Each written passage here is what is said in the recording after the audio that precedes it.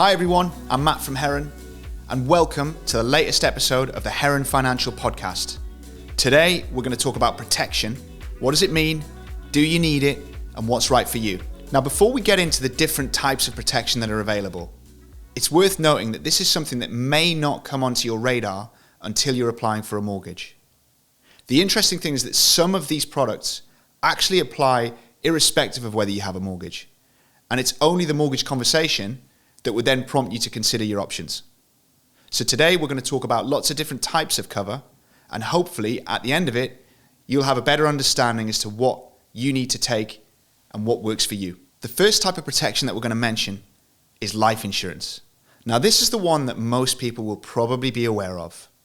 Life insurance is designed generally to pay out a lump sum if you were to die, and it was often taken out in line with a mortgage. The idea being that if you hold a mortgage with somebody else, that mortgage can be cleared or reduced on your death, which would then allow that person to either continue in the home or continue with the payments depending on the level of cover that you want. Life insurance is a really obvious one and an easy one to define. It's often the one that most of our clients will want to talk about in the first instance. So if you're applying for a mortgage, it's quite likely that you might want to have some life insurance in place depending on your circumstances. The next type of cover that I'm going to mention is critical illness cover. Now, critical illness cover is something that you may have come across if you have had a conversation with a protection advisor in the past. Critical illness is designed to cover you against circumstances such as cancer, heart attack, or stroke. Depending on the insurance company, there are often other conditions that are covered. And the idea is that much like life insurance, in any of these events, depending on the severity of the events and how that insurance company defines those events, you would potentially receive a lump sum to clear down all or some of your mortgage. The thinking behind this is that that would allow you then to focus on a recovery from a condition that would turn your life upside down. Critical illness cover used to be called dread disease in the old days, and that's probably the best way for you to start thinking about what exactly this would cover you against. The next type of cover we're going to talk about is income protection. Now, income protection could be considered a version of private sick pay. This is the kind of cover that will replace your income if you were unable to work and signed off by a medical professional. In theory, income protection is the cover that is most likely to pay, given that it covers you for a myriad of different conditions if a medical professional deems that you are unable to work. Now, I mentioned at the start that there are some types of cover that you could potentially consider outside of a mortgage application. This is one of those types of cover. If you're renting and you weren't able to work for whatever reason, you may need something in place to protect your income and allow you to continue to cover the cost of your bills. Talking to an advisor about income protection is absolutely key because there are so many ways that you can set this cover up. You can have the cover kicking in from day one on your absence or after a period of time designed to fit in with any employed-based sick pay that you may have.